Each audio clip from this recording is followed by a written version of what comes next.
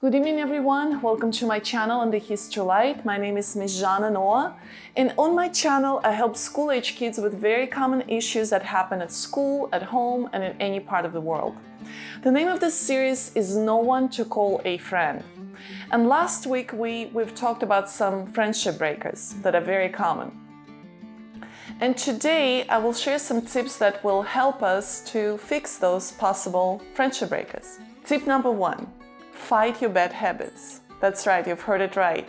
Fight your bad habits, especially those habits that become friendship breakers, such as lying, gossiping, holding a grudge, not listening, talking too much.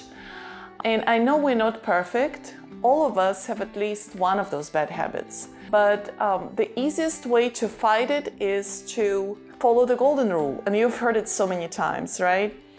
Treat others the way you want to be treated. And sometimes it's easier said than done, but think about it. Every time you want to share some personal information about your friend, which is actually gossiping, right?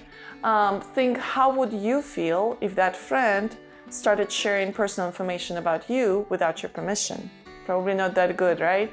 Or every time you try to make something up that doesn't exist, think, well, how will I feel if my friend just lies to me all the time?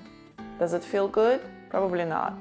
So let's try to fight our bad habits to save our friendships. Tip number 2, ask for forgiveness. That's right. Asking for forgiveness is easier than you think. It can be as simple as saying, well, yesterday I said something stupid and I know I hurt you. Can you please forgive me? Or, I'm sorry I lied to you. It's, what I told you is not true, so I just made it up. So just admit it. Or, let's say, well, you know what? Last week I just talked about myself and I looked at my phone and I didn't even give you any chance to talk to me, so I'm sorry. You'll be surprised how much difference those simple apologies can make in your friendships. I'm pretty sure that most friendship breaks can be fixed. I'm pretty confident. However, many of us had to face a situation where our friendship break cannot be fixed.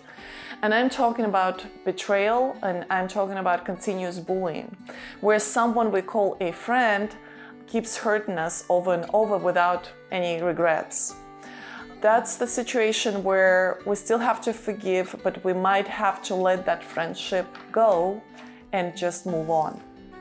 That can happen.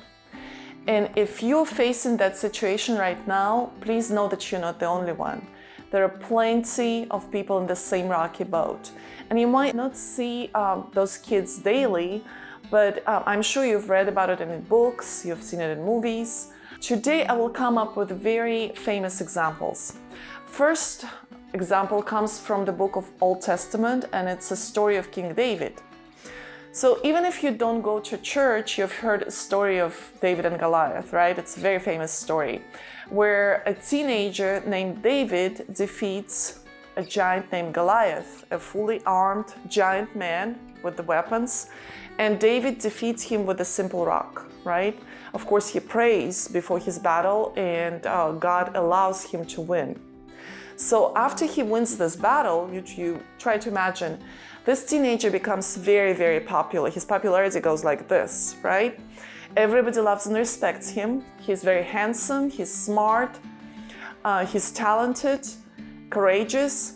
So you would think, well, he got it all together. But then look at the Psalms. King David wrote a book of Psalms. Here's one of his Psalms. I have many aggressive enemies. They hate me without reason. And it's Psalm 38:19. Here's another one. Even my best friend, the one I trusted completely, the one who shared my food, has turned against me. This one comes from Psalms 41:9. So it doesn't seem like it all perfect, right? Nobody got it perfect. Another example comes from the book of New Testament, and this is the story of Jesus Christ, who is my God and my Savior.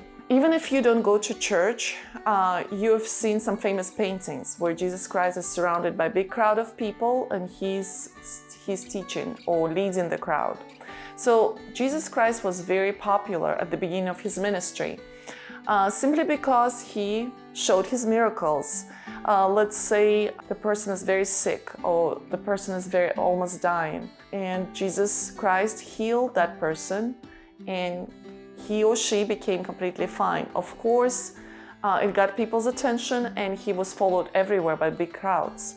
But look at this. Then we find in John chapter 6, it says, at some point, many of his disciples turned away and left him. So the big crowd came down to 12. So then he had only 12 disciples, which is 12 friends, who followed him. And then guess what? 2 of those disciples betrayed him. So when you go through some tough times in your friendship, please think about those 2 characters. That's it for tonight. If you have any questions or if you want to share something, please follow me on social media. I'll see you next week.